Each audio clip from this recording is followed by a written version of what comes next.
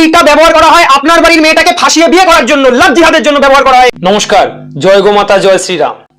আচ্ছা, আপনার বাড়ির ছেলে মেয়েটাকে আপনি সব ধর্ম সমানে শিক্ষা তো দিচ্ছেন, কিন্তু এইটাকে শিখিয়েছেন যে আমাদের ধর্ম কোনোদিন মিথ্যা কথা বলাটাকে সমর্থন করে না? আমি জানি আপনি শেখাননি, কিন্তু একটি ধর্ম আছে যেখানে একটি শব্দ আছে তাকিয়াহা, বা কোথাও কোথাও আল তাকিয়াহা, এই শব্দগুলো আমরা শুনতে পাই। আপনি কি জানেন এর মানে কি? এটা কোথায় ব্যবহার করা হয়?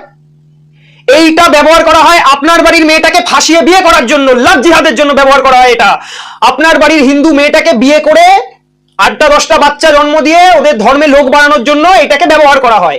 আরে বলিউডে বিখ্যাত বিখ্যাত আমি উদাহরণ টেনে দিতে পারি। আপনি দেখুন না, শাহরুখ খান একজন বিয়ে করেছেন হিন্দু মহিলাকে, কটা বাচ্চা? 3টে। তার মানে 3টে মুসলমান ওদিকে বেড়ে গেল। আমির খান 2টো বিয়ে করেছেন, 2টোই হিন্দু, আর বাচ্চা টোটাল 3টে। তার মানে 3 আর 2 5টা মুসলিম ওদিকে বাড়লো, এদিকে হিন্দু 2টো কমলো। আমি যদি বলি সৈফ আলী খানের কথা, 2টো বিয়ে করেছেন, 4টে টোটাল সন্তান, তাহলে কি হচ্ছে? ওদিকে হিন্দু আমাদের কমে গেল 2জন, আর ইসলামিক ধর্মে বাড়লো টোটাল 6জন। 2টো বউ যারা কনভার্টেড হলো, 4টে বাচ্চা। এটাই হলো এদের লক্ষ্য। হিন্দুদের কমিয়ে দাও, কাফেরদের মেরে ফেলো, না হলে কাফের যদি হয়, সে যদি মেয়ে হয়, তাকে বিয়ে করে আনো, কনভার্টেড করো, 4টে-5টা বাচ্চা জন্ম দাও, আমাদের ধর্মে লোক বাড়াও, যাতে আমরাই একমাত্র ধর্ম এই পৃথিবীতে অস্তিত্ব বজায় রাখবো, বাকি ধর্মের অস্তিত্ব শেষ করে ফেলো। না, এটা আমাদের ধর্ম কোনোদিন আমাদের শেখায়নি, আমাদের ধর্মীয় শিক্ষা এটা হয় না।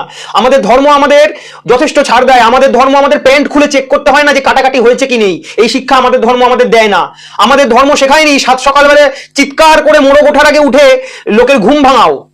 আমাদের ধর্ম আমাদের হরিনাম সংকীর্তন এইগুলো শেখায়। আমাদের ধর্মীয় শিক্ষা এই রুচিশীল শিক্ষার থেকেও অনেকটা আলাদা। আমাদের ধর্ম আমাদের শেখায়নি শুয়োরের মতো একগাদা জন্ম দিয়েই যাও। আমাদের ধর্ম কোনোদিন শেখায় না যে জীবন্ত একটা মানুষকে রাস্তায় দাঁড় করিয়ে পুড়িয়ে মারো, মানুষের ঘর বাড়ি পুড়িয়ে দাও। আপনি আজকে অন্ন বস্ত্র বাসস্থানের কথা বলছেন তো, যে মানুষ হিসেবে আমার প্রথম একটাই তো আমার চাহিদা থাকা উচিত, অন্ন বস্ত্র বাসস্থান। শুনুন, বাংলাদেশ থেকে যখন আমার বাবা পালিয়ে এসছে, আমার ঠাকুরদা পালিয়ে এসছে, এবং আরো শয়ে লাখ মানুষ যখন পালিয়ে এসেছিল না, এই অন্ন বস্ত্র বাসস্থান ওখানে ফেলে রেখে এসেছিল।